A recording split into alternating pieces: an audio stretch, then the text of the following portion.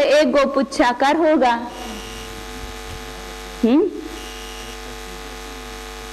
जरा से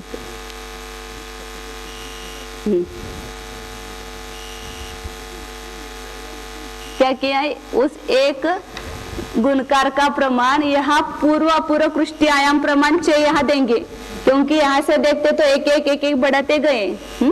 तो पहले में कितने मिलते हैं, आयाम प्रमाण 6 मिलते हैं। तो यहाँ आयाम कितना है, 4 माने वर्गनाशाला का भागिले अनंत, और उसमें कुछ अधिक, ये अपूर्व कृष्टि का अधिक किया है, पूर्व कृष्टि में अपूर्व कृष्टि का अधिक किया है। तो पूर्व कृष्टि आयाम से गुना करेंगे तो इतने 6 यहाँ दिए, फिर इसमें एक 6 कम करते जाओ, इसमें एक मायनस करते जाओ, 1 मायनस किया, फिर 2 मायनस किए, तर त्यावेळेला हे खबर लिहावं लागेल का, आणि ते वरच लिहिलं तर कायमचं चालते का? हा ते म्हणजे नेहमीच वरच लिहायचं, मग ते गुणकार असो किंवा वजा अधिक असलं तरी सुद्धा। हा हा चालते। तो यहाँ इसमें से 1 6 कम होगा, 2 6 कम होंगे, ऐसे कम होते होते यहाँ केवल 1 6 बचेगा। तो इतना ही प्रमाण रहा। तो यह क्या हो गया, गोपुच्छाकार। कितने द्रव्य से हुआ, इसमें कौन कौन सा द्रव्य है, अधस्तन कुष्टि द्रव्य है, अधस्तन शीर्ष द्रव्य है, पूर्व कुष्टि का द्रव्य है, और उभय विशेष द्रव्य के एक गुणकार का प्रमाण है। तो इसलिए वहां ये इसकी संदृष्टि, अब यह जो जगन्य कृष्टि है उसकी संदृष्टि क्या बनेगी,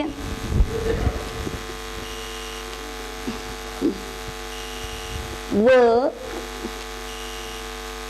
12 इधर दाखवू का नहीं तो यह जो एक है उसमें और 3 द्रव्य जोड़ना है। कौन कौन से, अधस्तन पृष्ठी द्रव्य, अधस्तन शीर्ष द्रव्य और पूर्व पृष्ठी का द्रव्य। इसलिए यहाँ 3 लाइन की है, 3 द्रव्य को जोड़ना है।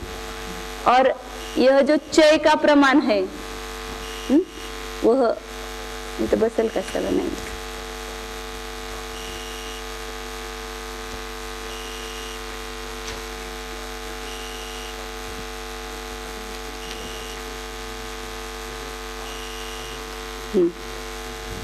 तो यह एक 6 का प्रमाण हुआ। अब जो पहली पृष्टि होती है या पहली वर्गना होती है तो उसमें कितने 6 होते हैं, 2 गुणहानि प्रमाण 6 होते हैं। ये तो केवल अपने इसका नहीं लिया था, ये जो 6 धन मिला उसके कृष्टि आयाम प्रमाण उतने 6 हुए, लेकिन ये समपट्टी कर दोनों मिलाएंगे तो 2 गुणहानि प्रमाण 6 होते हैं, इसलिए इसको 2 गुणहानि का गुणा किया तो एक पूरा जगन्य कृष्टि का द्रव्य हुआ।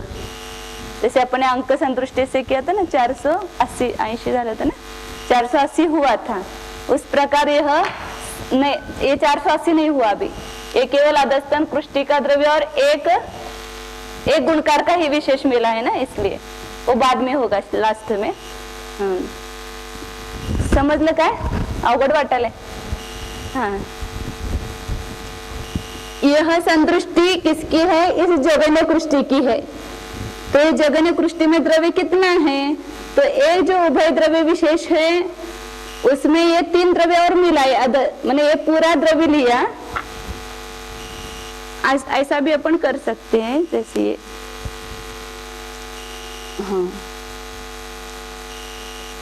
हे म्हणजे 6 काढण्यासाठी नंतर भागलं ना सगळं।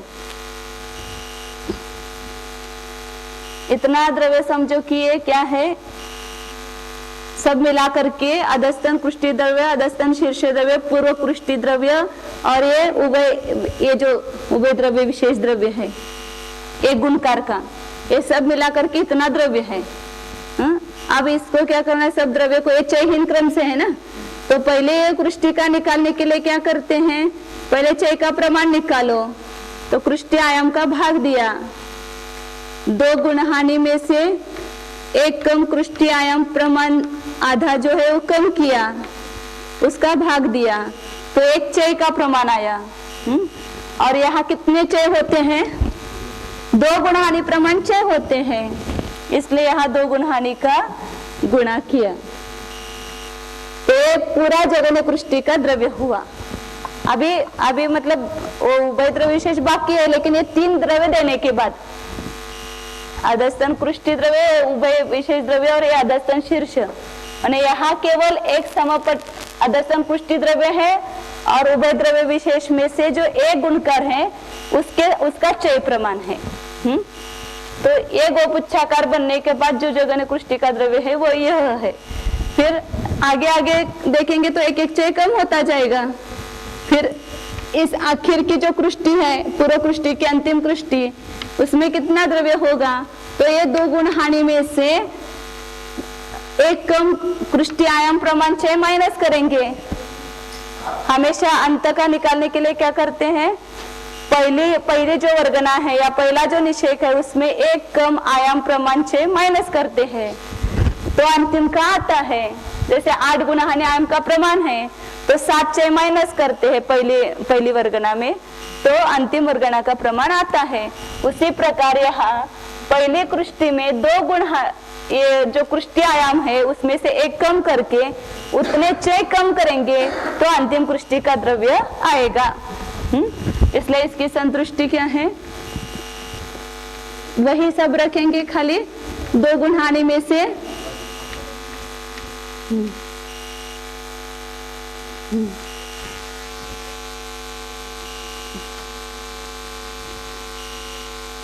पल्ले का संख्या तो भाग, वर्गना शलाका का अनंतवा भाग और कुछ अधिक 2 गुणहानि माइनस पृष्ठीय आयाम 1 घाटी और 2। अब इसमें से कितने माइनस करना है? एक कम,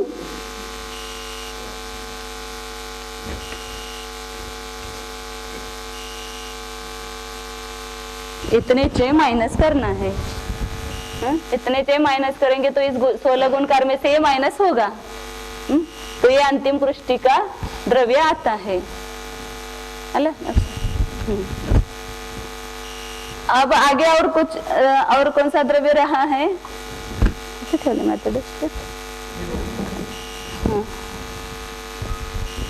हे पुस्तकांचं हे किती दिवस समजत नव्हतं आम्हाला सुद्धा, 2-3 वेळा वाचलं तेव्हा आता समजायला लागले, 2-3 मागच्या वेळेस समजले। अब रहा कौन सा? मध्यम खंड द्रव्य और उभय द्रव्य विशेष का जो असंख्यात गुणकार का द्रव्य है वह। तो मध्यम खंड द्रव्य तो सब में समान देना है, सब इसमें समान आएगा मध्यम खंड द्रव्य। और उभय द्रव्य विशेष का असंख्यात गुणकार का द्रव्य वह कितना है? वो कुछ अधिक 1.5 गुणहानि। अब यहाँ क्या होगा? असंख्यात गुणकार का है, और उसको देना है।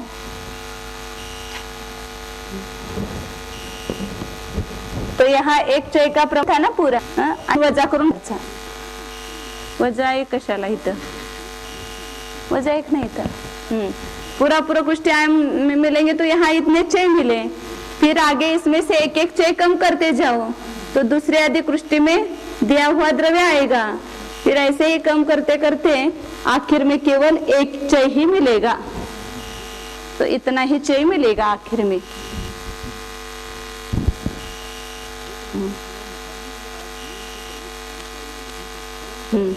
तो यह कौन सा द्रव्य हुआ? मध्यम खंड और असंख्यात गुणकार का जो उभय विशेष द्रव्य है वह द्रव्य है, उसका बंटवारा करके ये गोपुच्छाकार हुआ। यह एक गोपुच्छाकार है, उस द्रव्य 3 द्रव्य से बनाया हुआ, और यह एक गोपुच्छाकार है। तो यहाँ पहली कृष्टि का प्रमाण कितना आएगा? तो यहाँ मध्यम खंड, ये जो यहाँ अभी जोड़े थे 3, अब ये जो द्रव्य है पहले समय में लिया हुआ द्रव्य, पहले समय नहीं, दूसरे समय में लिया हुआ द्रव्य इतना है, बराबर है। पहले समय का द्रव्य इतना था, उसको असंख्यात गुना किया तो दूसरे समय में लिया हुआ द्रव्य है। तो इसमें 3 द्रव्य माइनस करना है। कौन कौन से द्रव्य माइनस करना है? अधस्तन कृष्टि का द्रव्य, अधस्तन शीर्ष द्रव्य और उभय द्रव्य विशेष के एक गुणकार का द्रव्य, ये 3 माइनस करना है और बचा हुआ यह द्रव्य है। नाही लक्षात हा नाही तिकडे जा। क्या क्या किया म्हणजे जो 4 द्रव्य का विभाग किया है वो 2 प्रकार से गोपुच्छाकार निकाल रहे। पहले केवल पूर्व पृष्ठी द्रव्य में अधस्तन शीर्ष, अधस्तन पृष्ठी और उभय विशेष द्रव्य में जो असंख्यात के ऊपर एक अधिक है उसका द्रव्य दे करके एक गोपुच्छाकार बनाया। तो ये सब 3 द्रव्य मिलाने के बाद जो गोपुच्छाकार हुआ और उसकी पहले कृष्टि के द्रव्य का इतना प्रमाण हुआ, अंतिम कृष्टि का इतना प्रमाण हुआ। अब 2 द्रव्य बचे हैं दूसरे समय में अपकृष्ट द्रव्य में से, एक मध्यम खंड द्रव्य और एक असंख्यात गुणकार का द्रव्य। उभय विशेष द्रव्य में जो असंख्यात गुणकार का द्रव्य है वह बचा है, तो उसका यहाँ बंटवारा किया। मध्यम खंड तो सब में समान विभाग करके दिया तो समपट्टिका बनी, और जो उभय विशेष द्रव्य है उसमें असंख्यात गुणकार का जो द्रव्य है वह यहाँ चयहीन क्रम से दिया, तो उसका चय निकाला था। यहाँ पर असंख्यात गुणकार का द्रव्य लेना और उसका चय निकाला, तो यहाँ पूर्व पुष्टि आयाम मात्र चय मिले और आगे एक हीन चय मिले, यहाँ एक ही चय मिला। अब ये दोनों जोड़ने के बाद इस कृष्टि में कितना द्रव्य हुआ? तो यह दोनों द्रव्य कितना है? तो दूसरे समय में जो अपकृष्ट द्रव्य है, दुसऱ्या समय जे अपकर्षण केलेलं द्रव्य, त्याच्यामधून 3 द्रव्य आपण काढलेले आहेत। कोणते द्रव्य काढलेले आहेत? अधस्तन शीर्ष द्रव्य, अधस्तन पृष्ठी द्रव्य दिलेलं आहे आणि उभय द्रव्य विशेषातलं एक गुणकाराचं द्रव्य, हे 3 द्रव्य कमी केलेले आहेत, जे नाही ते देऊन टाकलेत। मग 2च द्रव्य राहिलेत, म्हणून दुसऱ्या समयातलं अपकृष्ट जे द्रव्य आहे त्यामध्ये काय करायचं? आता हे 3 द्रव्य वजा करायचे, ते नाहीत म्हणून। इसलिए यहाँ आड़ी 3 देगा है, या 3 जोड़ना है और यहाँ 3 कम करना है। एक गुणकार का जो द्रव्य था उसमें 3 द्रव्य जोड़ा है और यहाँ 3 कम किया है। अब इसमें पहले कृष्टि निकालने के लिए क्या करते हैं? इसको एक चय निकालते, पहले चय का प्रमाण। तो यहाँ चय का प्रमाण है कृष्टि आयाम का भाग दिया मध्यम धन आया, 2 गुणहानि में से कृष्टि आयाम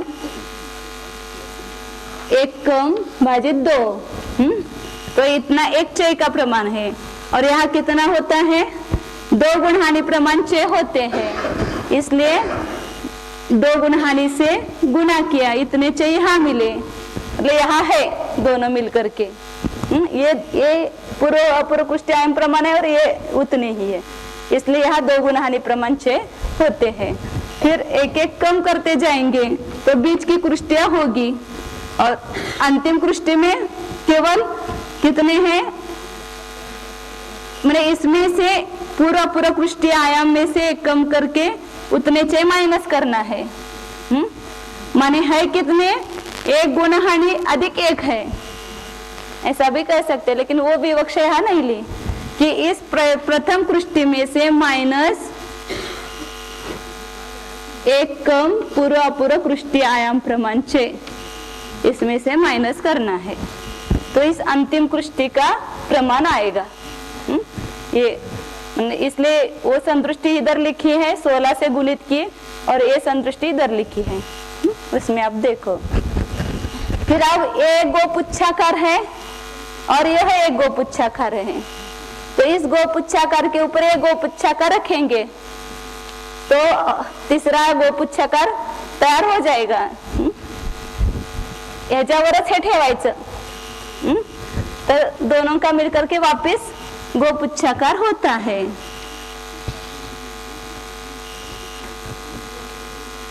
हाँ, कुठं वजा चिन्ह?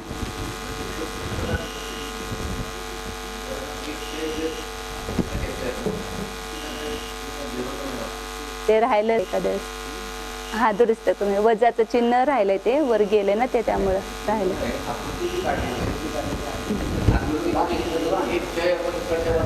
हा इथं मिळवलं गेलंय बरं.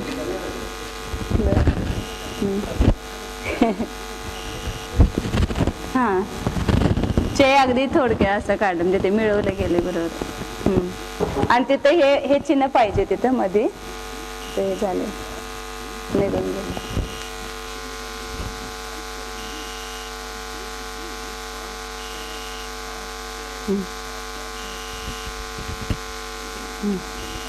अब इसकी संदृष्टि क्या होगी? तो यहाँ पूर्व अपूर्व कृष्टि का पूरा द्रव्य है और उसमें चयहीन क्रम से है, इसलिए यहाँ पूर्व अपूर्व कृष्टि दोनों का द्रव्य मिला करके जो द्रव्य होता है वह लेकर के उसका चय निकालो. वर्गणा कुछ अधिक 1.5 गुण हानि ओ वल्य का असंख्यात्व भाग और यहाँ असंख्यात अधिक 1 है ना, अधिक 1 बराबर है. तो ये दोनों समय का मिला करके द्रव्य है. हाँ मिलाकर अब इसका एक चय निकालो. दोनों का जो कृष्टि आयाम है उससे भाग दिया, मध्यम धन आया. 2 गुण हानि में से एक कम कृष्टि आयाम प्रमाण चय, एक कृष्टि आयाम का आधा जो है वो माइनस करके उसका भाग दिया तो चय आया. और यहाँ कितने चय होते हैं? 2 गुण हानि प्रमाण चय होते हैं. तो यह प्रथम कृष्टि की है संदृष्टि है. और अंतिम कृष्टि की संदृष्टि इसमें से यहाँ बीच के लिए ऐसा 0-0 देते हैं और आखिर की जो अंतिम कृष्टि है ये प्रथम कृष्टि है, सब जगह लेना. और ये अंतिम कृष्टि, अंतिम कृष्टि का द्रव्य. तो यहाँ पूरा वही आएगा, केवल 2 गुण हानि में से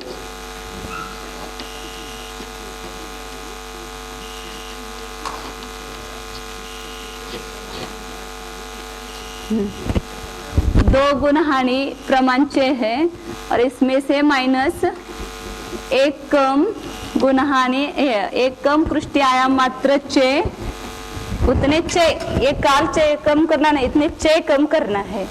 तो ये अंतिम कृष्टि का द्रव्य का प्रमाण आता है. इथं लिहायचं राहिलं असंख्यात अधिक 1 का. हा परत एकत्र करून दाखवलं. गोपुच्छा मध्यम खंड पण ते संपत्तिका द्रव्य है ना, ते दाखवून ते गोपुच्छाकार केलं. हे गोपुच्छाकार दृश्यमान द्रव्य आखिर में गोपुच्छाकार रूप से हो गया. देयमान द्रव्य की भी विवक्षा देखी और पुराना जो था और दिया हुआ द्रव्य, ये दोनों मिलकर के एक गोपुच्छाकार दृश्यमान हो जाता है. अब उसी में से गाथा में वो आचार्य खुलासा करे, सब टीका में खुलासा किया था ना. तो गाथा में तो इतना ही बताया था उन्होंने कि कृष्टि में एक चयहीन द्रव्य मिलता है और स्पर्धक में कम मिलता है द्रव्य. तो जो कृष्टि में दिया हुआ द्रव्य है वो पूर्व और अपूर्व दोनों कृष्टि में है. तो जहाँ पूर्व कृष्टि और अपूर्व कृष्टि इन दोनों की संधि है, अपूर्व कृष्टि खत्म होने के बाद पूर्व कृष्टि आती है.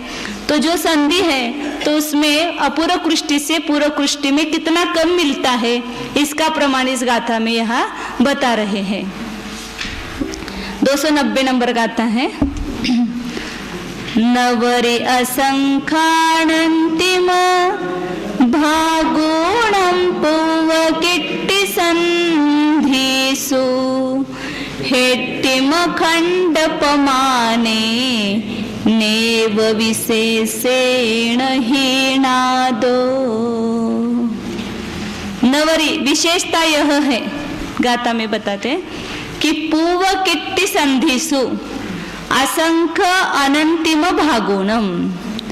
पूर्व अपूर्व कृष्टि से पूर्व कृष्टि में जाते हैं, तब वहां जो संधि दोनों की है वहां पर असंख्यात्वा भाग कम और अनंतवा भाग कम द्रव्य मिलता है ना। अपूर्व कृष्टि की अंतिम कृष्टि में जो द्रव्य मिला है उससे पूर्व कृष्टि की पहली कृष्टि में जो द्रव्य मिला है वह कितना कम है? तो एक असंख्यात्वा भाग कम है और एक अनंतवा भाग कम है। क्यों ऐसा हुआ? तो कहते हैं हेट्टिम खंडपमानेन एव विशेषेण हीनादो। हेट्टिम माने अधस्तन, कृष्टि माने खंड मतलब कृष्टि, अधस्तन कृष्टि द्रव्य कहते हैं ना, उसके प्रमाण से माने एक खंड के प्रमाण से और एक विशेष से हीन मिला है, इसलिए वहां जो मिला हुआ द्रव्य है वह असंख्यात्वा भाग और अनंतवा भाग हीन मिलता है। पहले अपन अंक संतुष्टि से जब देखा था तब यह देखा था ना, यहाँ पर यहाँ से दिखाते, यहाँ अपूर्व कृष्टिया खत्म हो गई और यहाँ पूर्व कृष्टि, ये पूर्व कृष्टि की पहली कृष्टि है और ये अपूर्व कृष्टि की अंतिम कृष्टि है। तो इसमें इससे इसमें कितना कम मिला ये प्रमाण बताया है। तो पहले इसमें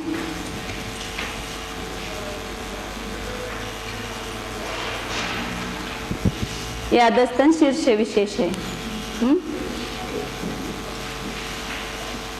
तो और ये अधस्तन कृष्टी द्रव्य, आता इथं मध्यम खंड नाही आहे, इथं काढलेलं आपण सकाळी काढलं होतं ना असं। तर यहाँ मध्यम खंड और वो दोनों है, ऐसे समझो, इधर से लिखते मध्यम खंड, ये मध्यम खंड है। तो यहाँ एक मध्यम खंड, एक अधस्तन पुष्टि खंड और पूर्वापूर्व पुष्टि आयामात्र उभय विशेष द्रव्य मिला है। और और यहाँ कितना मिला? अंतिम पुष्टि में उतना ही मिला, मतलब उभय द्रव्य विशेष कितने मिले हैं? एक कम अपूर्व पुष्टि आयाम से हीन पूर्वापूर्व पुष्टि आयाम प्रमाण मिले हैं। और यहाँ कितने मिले हैं? पूरे अपूर्व पुष्टि से कम पूर्वापूर्व पुष्टि आयाम मात्र मिले हैं, मतलब इससे एक उभय द्रव्य विशेष यहाँ कम मिला है। इसमें एक प्रथम पूर्व कृष्टि है और ये अपूर्व कृष्टि है। तो इसमें एक ये अधस्तन कृष्टि द्रव्य जो है वह यहाँ पहले था ही, वह मिला हुआ नहीं है, इसलिए एक अधस्तन कृष्टि द्रव्य कम मिला है। और यहाँ जो उभय द्रव्य विशेष है अंक संदृष्टि से अपन ने देखे थे, यहाँ 9 मिले और यहाँ कितने मिले हैं? 8 मिले हैं।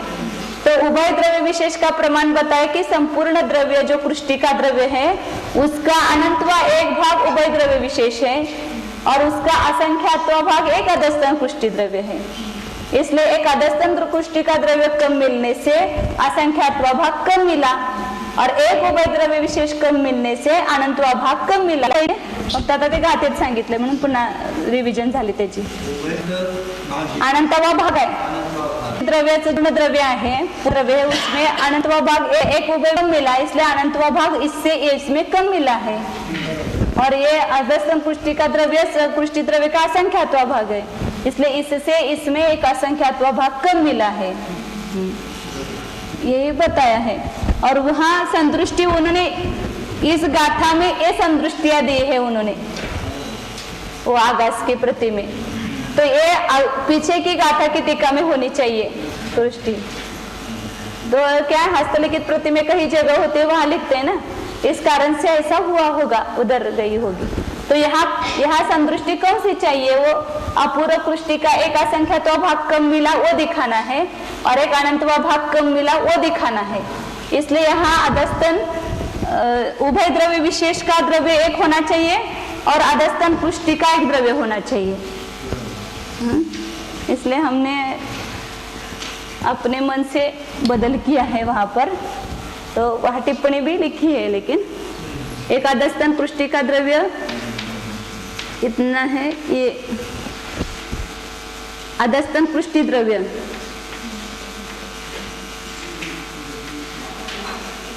असंख्यात है, नहीं असंख्यात नहीं, अधस्तन पुष्टि द्रव्य कितना है यहाँ?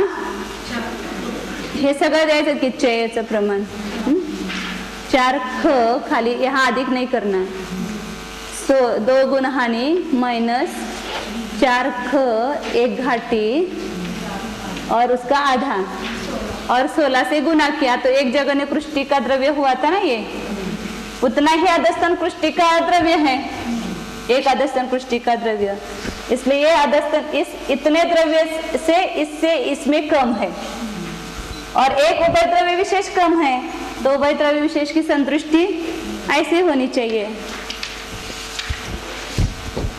असंख्यात अधिक 1 वो पहले का असंख्यात्व भाग पृष्ठी पूरा पृष्ठी आयाम 16 माइनस 1 घाटी।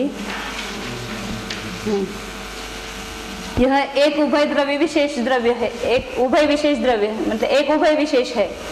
तो इतने द्रव्य से इससे इसमें कम मिला है और इतने द्रव्य से इसमें कम मिला है, ये इस गाथा में उनको बताना है। इसलिए वहां पर यह संतुष्टि होनी चाहिए। ये जो कृष्टि का द्रव्य का बंटवारा किया, अब इसमें शक्ति कितनी है उसकी अपेक्षा से बताते हैं।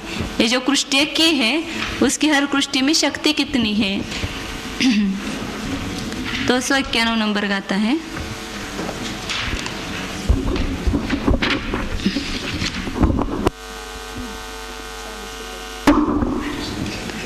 कृष्टि है अवराधोचरे मोत्य अनंत गुणी दक्कमादु सत्तीदो यदि किट्टी करणद्धा बादरलोहस्व विधियद्धम् अवराधो चरिमोत्य सत्तीदो अनंत गुणिदक कमादु। जगन्य कृष्टि से लेकर अंतिम कृष्टि पर्यंत शक्ति की अपेक्षा से अनंत गुणित क्रम है, अनंत गुणित क्रम से है। मतलब जगन्य कृष्टि में सबसे कम शक्ति होगी और उसके आगे आगे की कृष्टियों में अनंत गुणित शक्ति होगी। इस प्रकार किट्टी करणद्धा बादर लोहस्य विधियद्धम, इस प्रकार बादर लोभ का जो दूसरा अर्ध माने बादर लोभ की जो प्रथम स्थिति स्थापित की थी उसके 2 अर्ध भाग किए थे। उसका पहला अर्ध भाग खत्म होने के बाद दूसरे अर्ध में कृष्टि की है। हाँ, तो वह कृष्टिकरण काल इस प्रकार खत्म होता है। लेकिन इस कृष्टिकरण काल में जिस प्रकार दूसरे समय में कृष्टि का जो वर्णन किया उसी प्रकार क्या करना तीसरे समय में भी पूर्व स्पर्धक में से एक अपकर्षण भागार दे करके एक भाग लेना, उसको पल्ले के असंख्यात भाग का भाग देना, उतना द्रव्य कृष्टि रूप से परिणमित करता है। लेकिन वो कृष्टि रूप से परिणमित द्रव्य जो है वो दूसरे समय से असंख्यात गुणित होगा। तो उसके भी द्रव्य देने का विधान यही समझना कि पूर्व अपूर्व, अब पहले और दूसरे समय की दोनों पूर्व हो जाएगी और तीसरे समय में फिर अपूर्व होगी। वो अपूर्व कृष्टि की रचना कहाँ होगी? दूसरे समय में जो नई कृष्टि की उसके नीचे ही कल दिखाया था। यहाँ तीसरे समय में भी यहीं पर क्या हो जाएगी, नई कृष्टियां बनेगी। ये सब वैसा ही होगा फिर वापिस दूसरे समय में जैसे किया था ना अधस्तन शीर्ष वगैरह। मतलब वो द्रव्य कितना कितना बढ़ रहा है ये समझ में आता है। पहले जो था इतना द्रव्य उससे इतना बढ़ गया, अब उससे भी इतना बढ़ेगा, यह समझ में आता है। तो यहाँ तीसरे समय में जो करेंगे वो क्या होगा, वापिस यह अधस्तन शीर्ष विशेष देंगे यहाँ। फिर नीचे अधस्तन कृष्टि द्रव्य देंगे तो ये समपट्टिका बनेगी, इससे कम आयाम होगा उसका। फिर दोनों में उभय द्रव्य विशेष देंगे और जो बच्चा है उसको समान भाग करके देंगे, माने मध्यम खंड देंगे। यहाँ निकालो या ऊपर निकालो, यहाँ समपट्टिका है ये मध्यम खंड। फिर चौथे समय में भी ऐसे होगा, अधस्तन शीर्ष मिलेगा इसमें। फिर अधस्तन पुष्टि द्रव्य मिलेगा, उभय मतलब इतना द्रव्य बढ़ रहा है। इससे इतना ही समझ नहीं आता है कि पहले समय में जो द्रव्य था उस पुष्टि रूप से, उस शक्ति रूप से, उसमें और इतना द्रव्य बढ़ गया है। स्वप्नासार में तो बहुत है यह वहाँ एक एक पुष्टि नहीं 12-12 पुष्टियां होती है। बादर पुष्टि 4 कषायों की सब पुष्टियां होती है, संग्रह पुष्टि वगैरे। स्वप्नासार मध्ये हे म्हणजे ह्याच्यात हा हित होत नहीं। वहाँ जो शपक श्रेणी पर 4 कषायों की बादर पुष्टि होती है।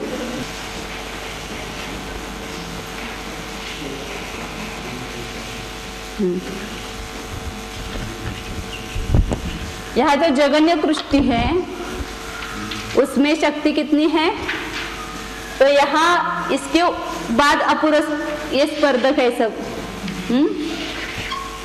ऐसे निकालो या ऐसे, ये स्पर्धक है। तो इसके नीचे ये कृष्टियां है, मतलब द्वितीय स्थिति में जो द्रव्य है इस प्रकार अनुभाग रूप से फैला हुआ है नानुभाग की अपेक्षा से। तो यहाँ सबसे जगन्य कृष्टि में सबसे कम शक्ति होगी। जगन्य कृष्टि माने तो कितनी कम होगी, तो यहाँ से देखेंगे तो अनंत गुणित हीन होती गई है। तो इसमें कितनी बार अनंत गुणित हीन हुई, तो यह जो पूर्व अपूर्व पुष्टि आयाम है, जैसे अपने माना हुआ अंक गणित से 12 है, तो 12 में 1 कम करो। एक बार इससे यहाँ एक बार अनंत क्या हो गया, हीन हो गया, अनंत गुणित हीन हो गया। तो इसकी शक्ति कितनी मानी है, वो उसकी संतुष्टि भी वो मानी है। और एक बार उसको अनंत का भाग दिया तो अंतिम कृष्टि की शक्ति होती है। और एक बार अनंत गुणित हीन करेंगे तो उससे द्विचरम कृष्टि की शक्ति होगी। ऐसे एक एक बार अनंत गुणित हीन करते जाएंगे तो यहाँ जगन्य कृष्टि आने तक कितनी बार अनंत का भाग देना पड़ेगा। कृष्टि आयाम प्रमाण बार अनंत का भाग देना पड़ेगा, तो इसका प्रमाण आएगा।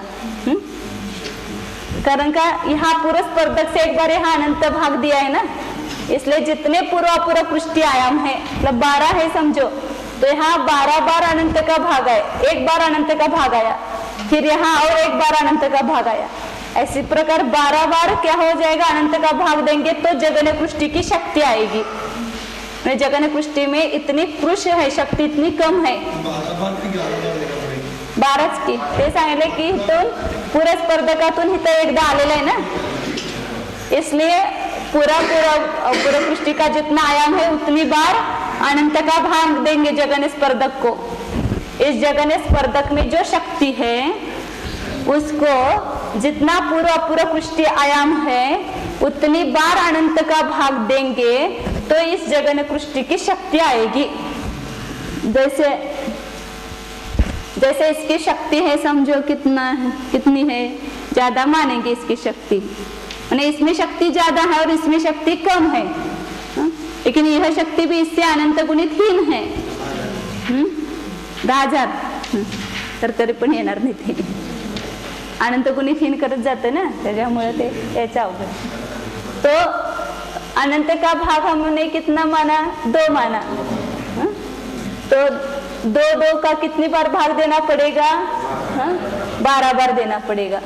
तर पण उत्तर येणार नाही ते, कारण 2 चा 12 गुणकार केला तर किती संख्या येणार मोठी, 16,000, 8,192 येणार, 4,096 नहीं का की शक्ति है। फिर इसको एक बार अनंत का भाग दिया तो अंतिम पुष्टि की शक्ति हो गई। फिर ये अनंत का भाग कितनी बार देना पड़ेगा, जितना पूरा पुष्टि आयाम है उतने बार देना पड़ेगा, तब यह जगन्य पुष्टि की शक्ति होगी। फिर दूसरी पुष्टि में कितनी शक्ति है, तो इसको एक बार अनंत का गुणा करो, क्योंकि इधर से इधर देखेंगे तो अनंत गुणित है। तो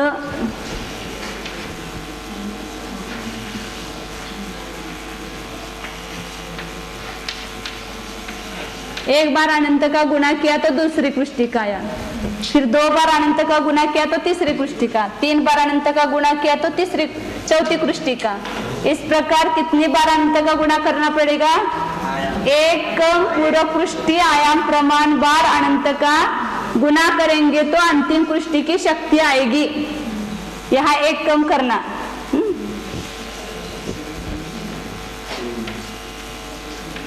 इतना कृष्टि आयाम है उसमें एक कम किया, उतनी बार अनंत का गुणा किया तो अंतिम कृष्टि की शक्ति आती है। तो यहाँ पर एक कम है और यहाँ पूरा कृष्टि आयाम है, इसलिए उतने अनंत कम हो जाएंगे तो एक ही अनंत रहेगा नीचे, क्योंकि नीचे ज्यादा अनंत है, ऊपर एक कम अनंत है। तो ये शक्ति किसकी हुई? ये जो अंतिम कृष्टि है, पहली नहीं, ये अंतिम कृष्टि और ये पहले कृष्टि इधर से बोलना। तो वो जगन स्पर्धक से अनंत गुणित एक बार अनंत गुणित 3 है, मतलब एक बार अनंतवा भाग है, अनंत का भाग दिया उतनी है। तो ये शक्ति बताई पूरा कृष्टि की। अंतर हुई चालू।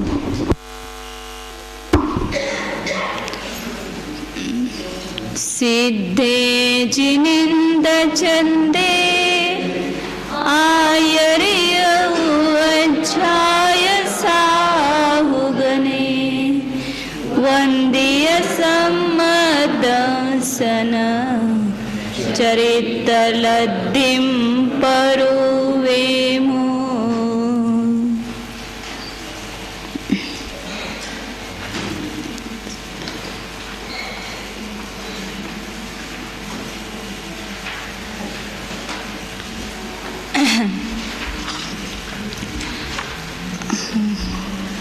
कृष्टियों के शक्ति का जो अल्पभूत है उसका भी वर्णन किया। तो जिस प्रकार शपक श्रेणी पर पूर्व अपूर्व स्पर्धक द्रव्य में से लेकर के कृष्टि करता है, उस प्रकार उपशम श्रेणी यहाँ जो बताए वहाँ पर भी करता है, लेकिन केवल पूर्व स्पर्धक के द्रव्य में से असंख्यात में एक भाग मात्र द्रव्य को ग्रहण करके सूक्ष्म कृष्टि ही करता है। यह बादर कृष्टि माने वह 2 प्रकार की कृष्टि होती है, उस प्रकार यहाँ नहीं होती है। और जो बहुभाग द्रव्य है वह स्पर्धक में ही उपशमित होता है। तो यहाँ 2 क्रिया चालू है ना, एक कुछ द्रव्य को लेकर के सूक्ष्म कृष्टि करता है और कुछ द्रव्य पूर्व स्पर्धक रूप से ही उपशमित होता है, उसका यहाँ बताया है विधान सब। अब आगे कृष्टिकरण काल में स्थितिबंध वगैरह का प्रमाण क्या है वह बताते हैं। 292 नंबर का आता है। विधियद्धा संख्येचा भागे सुगदे सुलोबटिदि बंधो अंतो मुहूर्तमेत्तम दिवस पुधत्तम तिघादीनम।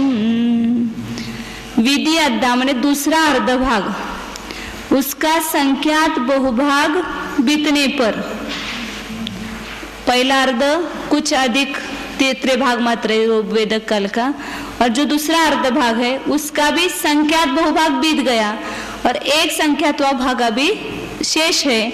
उस समय लोभ का स्थितिबंध अंतर्मुहूर्त मात्र होता है।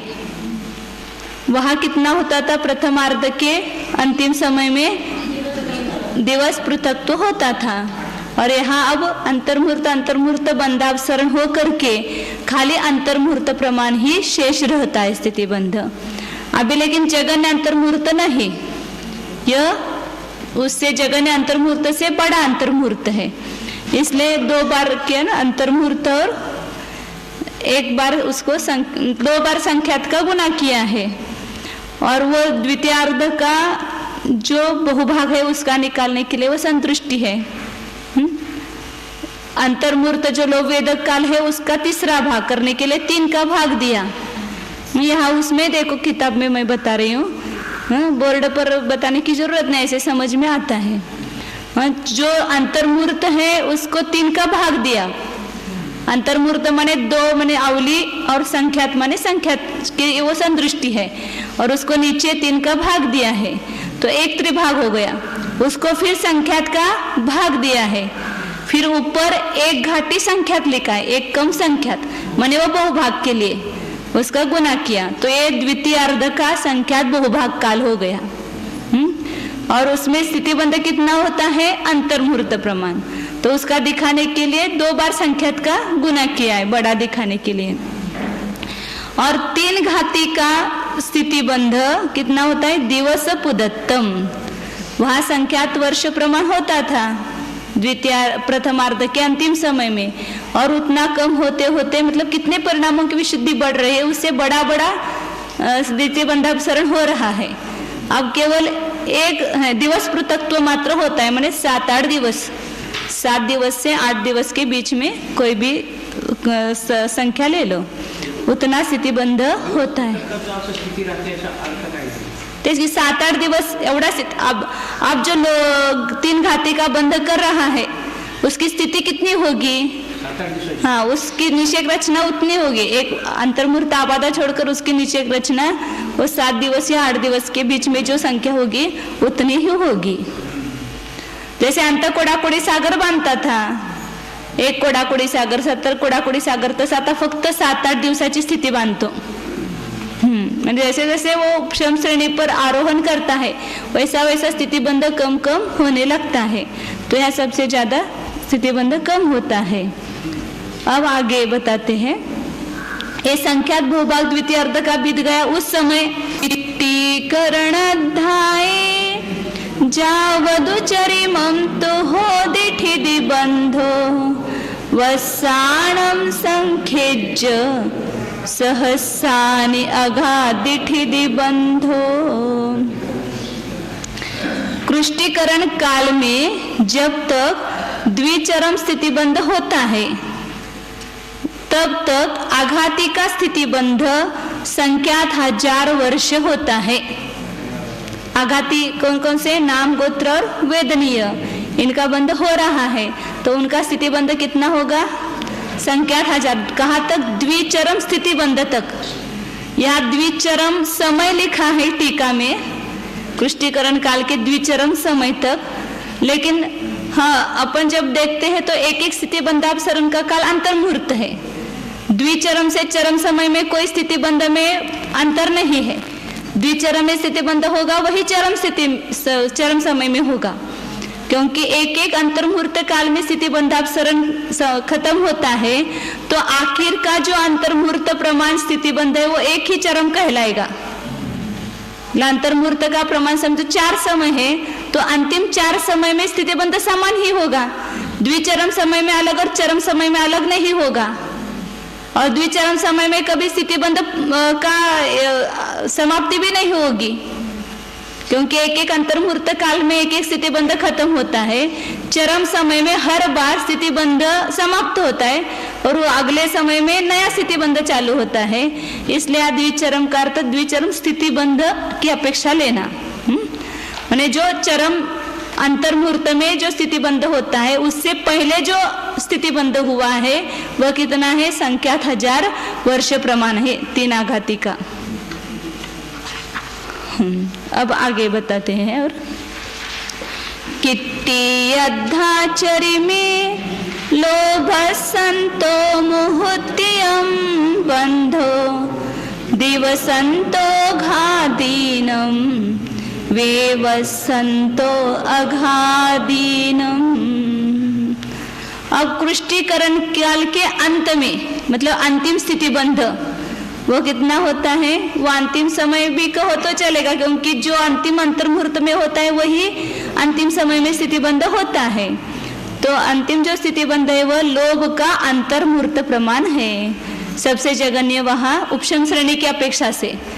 ऐसे कर्म का जो जघन्य स्थितिबंध है वो शपक श्रेणी पर होगा, मतलब यहाँ भी अंतर्मुहूर्त होता है, शपक श्रेणी में भी अंतर्मुहूर्त होता है, लेकिन शपक श्रेणी का अंतर्मुहूर्त इससे भी छोटा है, इसलिए उपशम श्रेणी पर यह सबसे जघन्य स्थितिबंध है, अंतर्मुहूर्त ही है वह भी।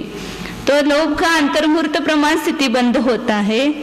और घादीनम दिवसंतो, घाती कर्म का 1 दिन के भीतर, मतलब 1 दिवसापेक्षा कमीच, 24 तास भी 24 घंटा भी नहीं है, उससे कुछ कम स्थितिबंध होता है।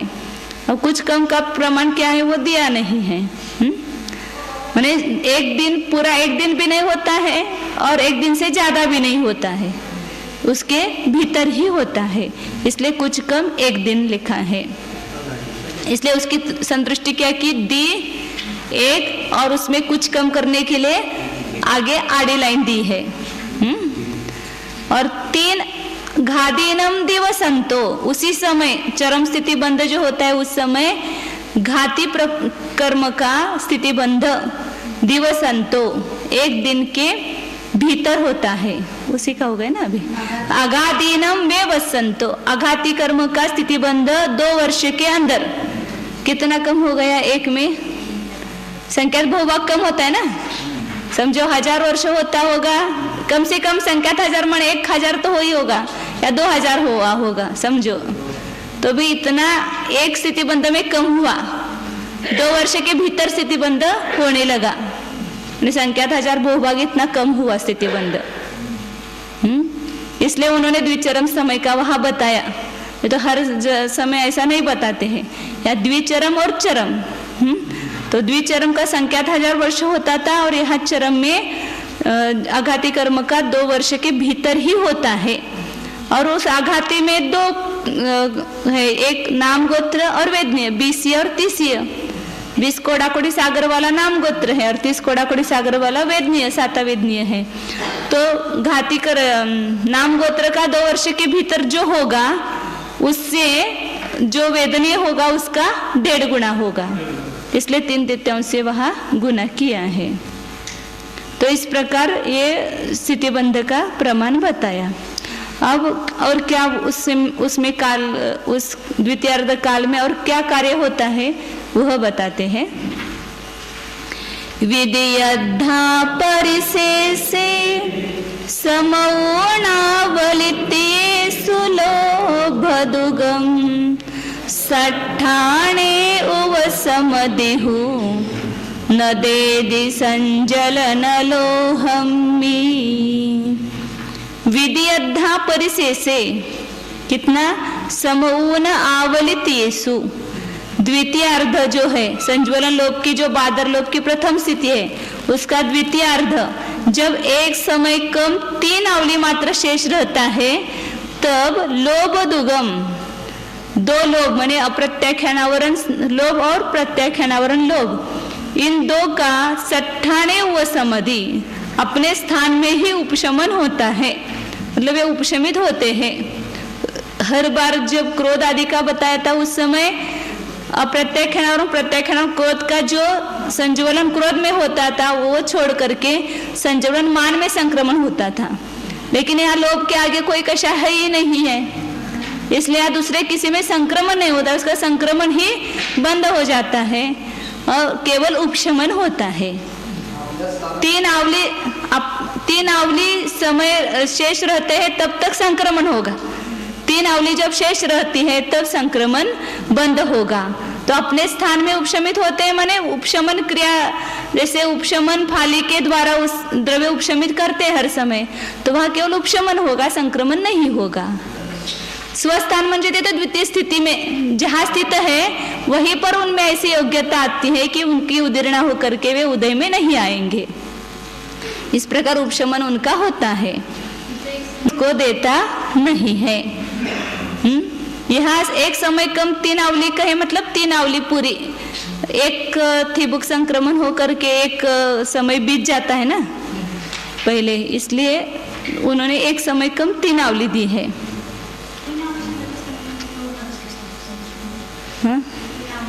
जे 3 आवले असेपर्यंत होणार आणि ज्याला एक समय कमी 3 आवली शिल्लक राहतात त्याला होणार नाही असं म्हणायचं।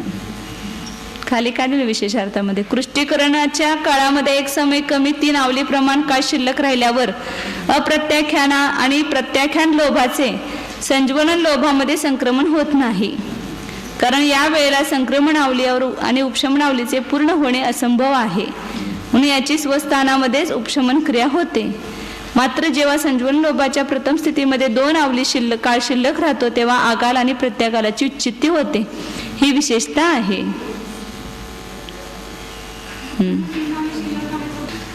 और अब क्या होता है वो बताते। 296 नंबर गाथा। बादर लोभादिठिदी आवली से तिलोहम वसंतम नवकम किट्टिम मुच्चा सोचरी मोथूल संपराओय।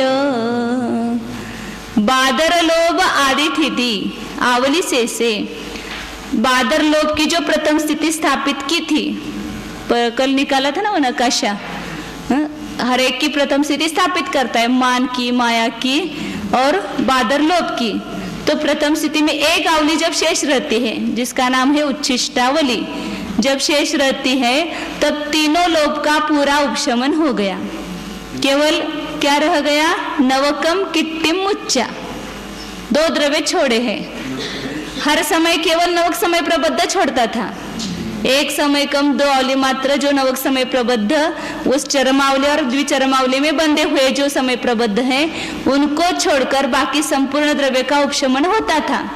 लेकिन यहाँ भी वही उसका उपशमन नहीं होगा, वे रहेंगे और कृष्टि रूप जो द्रव्य परिणमित किया है उस द्रव्य का भी उपशमन नहीं होगा, क्योंकि उसका उदय 10वें गुणस्थान में होना है। इसलिए उसका उपशमन करेंगे तो फिर उसमें से उदीर्णा करके कैसे लेंगे? इसलिए सुकृष्टिगत जो द्रव्य है उसका उपशमन नहीं होता है। और जो नवक समय प्रबद्ध है जिनकी अभी आवली बीती नहीं है, ऐसे जो समय प्रबद्ध है जो शेष रहते हैं उनका भी उपशमन नहीं होगा। और उच्छिष्टावली के जो निषेक है वे भी क्या होंगे? स्तिबुक संक्रमण हो करके जो बादर लोभ है वह भी सूक्ष्म लोभ होकर के परिणमित होकर के वे 10वें गुणस्थान में उदय में आएंगे। इसलिए उच्छिष्टावली प्रमाण जो है वो शेष है, नवक समय प्रबद्ध शेष है और कृष्टिगत द्रव्य जो है वह शेष है। बाकी पूरे द्रव्य का उपशमन पूरा हुआ है। सो चरिमो थूल संपराओ, वह अंतिम स्थूल संप्राय माने बादर संप्राय गुणस्थानवर्ती जीव है। माने 9वें गुणस्थान का अंतिम समय, वहां 9वां गुणस्थान पूरा हो गया, निवृत्तिकरण गुणस्थान। वहां लोभ की बंध विच्छुत्ति हुई, लोभ की बादर लोभ की उदय विच्छुत्ति हुई। लोभ की अभी उदय विच्छुत्ति नहीं हुई, केवल बादर लोभ में स्पर्धगत जो लोभ है उसका उदय आगे नहीं आएगा। इसलिए उदय विच्छुत्ति में लोभ नहीं लेते हैं, बंध विच्छुत्ति में लोभ है। 9वें गुणस्थान में 5 की बंध विच्छुत्ति बताई, पुरुष वेद और 4 संज्वलन कषाय। लेकिन उदय विच्छुत्ति बताते समय कितने की उदय विच्छुत्ति हुई? 6 की उदय विच्छुत्ति हुई, 3 वेद और 3 कषाय। वहां वेद का उदय चल रहा है ना, स्त्री वेद, नपुंसक वेद, पुरुष वेद। ये जो पहला जो भाग है वहां वेद की उदय विच्छुत्ति हो जाती है। और आगे के 3 भाग में मान, क्रोध, मान और माया की उदय विच्छुत्ति होती है, लेकिन लोभ की उदय विच्छुत्ति यहाँ नहीं है, केवल बंध विच्छुत्ति है। और बंध विच्छुत्ति लास्ट में हुई इसलिए तो नवक समय प्रबद्ध वहां रहे हैं। तो इस प्रकार ये अनिवृत्तिकरण गुणस्थान पढ़ करके खत्म हो गया। अपने जीवन में कब आने वाला है पता नहीं है आगे। बस करे स्पष्ट है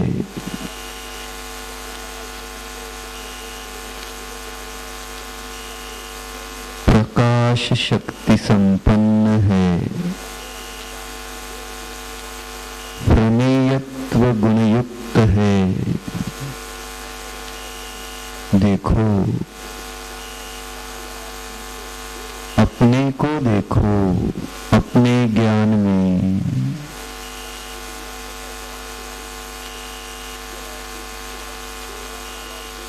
अपना ही ज्ञान आनंद में जीव जानो।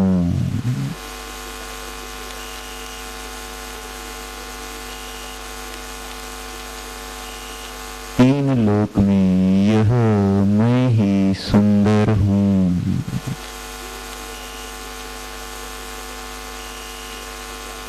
ये बंद कथाएं इस सुंदरता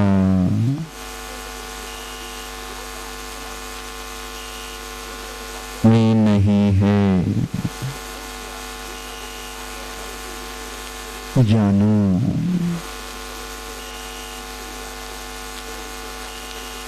अबंध स्वरूपी हूँ, निर्लोभ हूँ,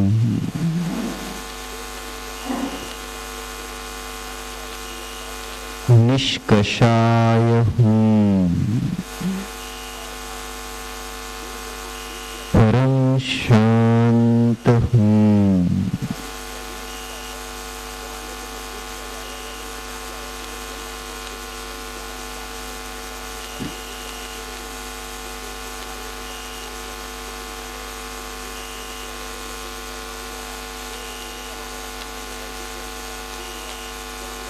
परमाणु मात्र भी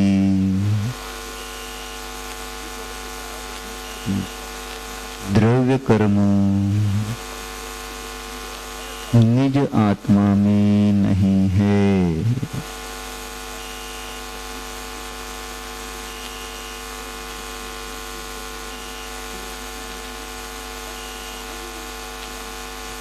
निज आत्मा में लोभ के अविभाव प्रतिच्छेद भी नहीं है।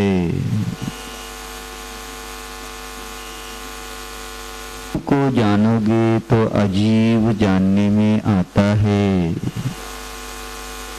मैं जीव हूँ, मैं वर्ग वर्गुणा स्पर्ध कृष्टि रहित हूँ।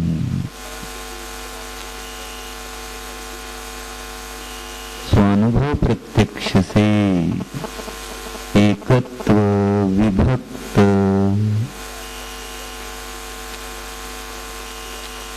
स्वरूप को जानिए।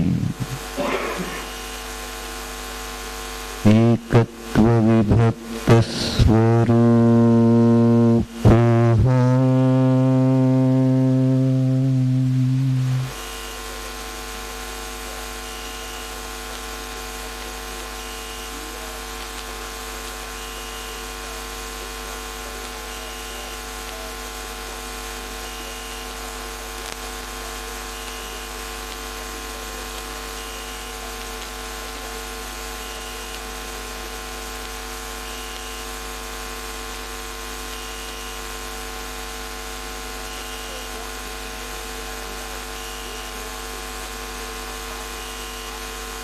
कर्म नो कर्म से रहित ऐसे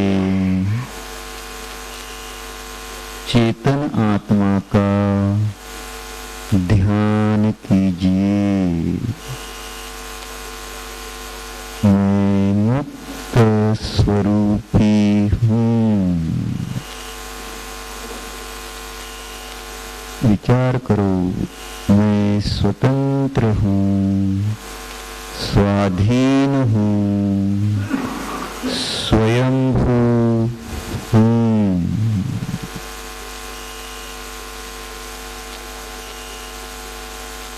निरपेक्ष हूँ।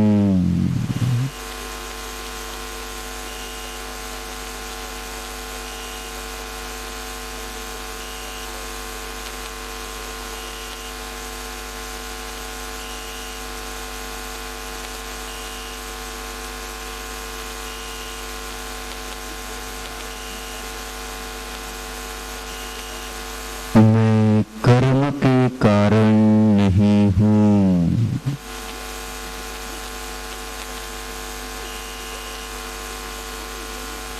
कर्म मेरे कारण नहीं है। जानो,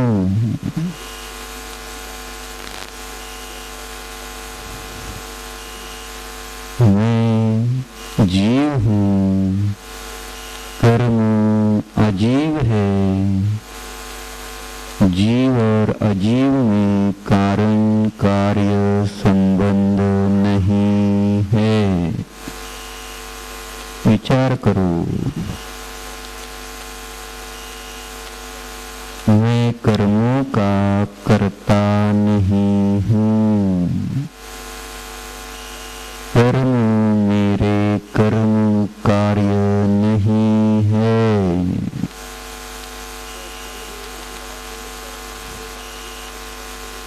विचार करो, विचार करो। सहजता से, निराकुलता से, जैसे सिद्ध परमात्मा अपने स्वरूप को जानते हैं, हम भी अपने स्वरूप को उस ही प्रकार जानो।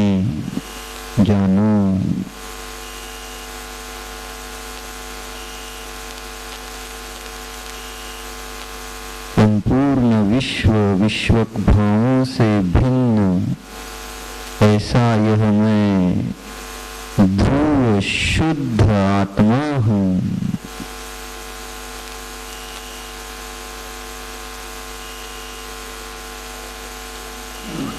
मैं कर्म का नहीं, कर्म मेरे नहीं।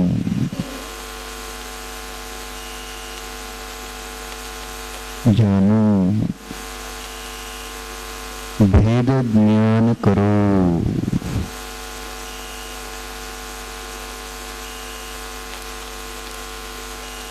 कर्मों का मुझसे कुछ भी संबंध नहीं है। जानो,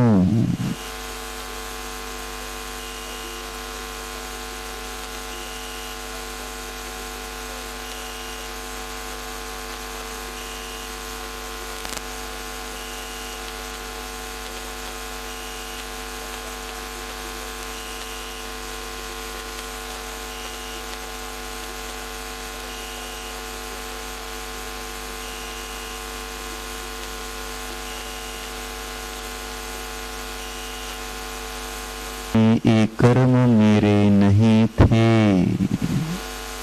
शांति से विचार करो, कुछ भी दूसरा काम है नहीं। जानो, जरा जानो।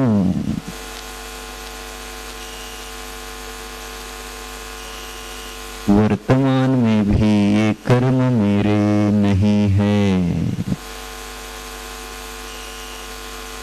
भविष्य काल में भी एक कर्म मेरे नहीं होंगे।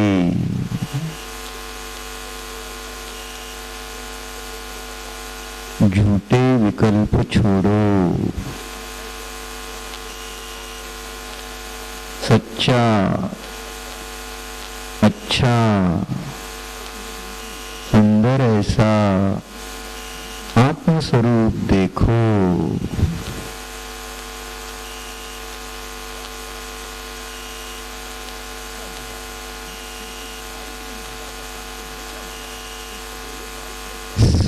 सच्चिदानंद स्वरूप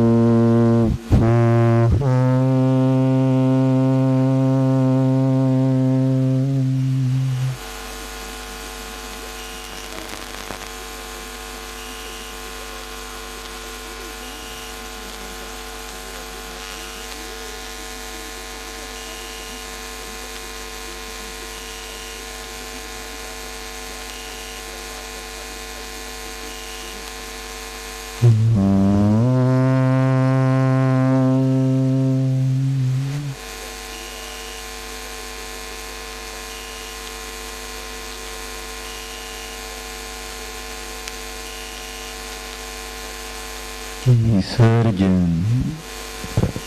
नमो अरिहन्ताणं नमो सिद्धाणं नमो आयुर्याणं नमो वज्रायाणं नमो लोये सवसाहुणं तताये यह अनंत उपकार है उसके लिए जिन वाणी माँ को वंदना शत बार है उसके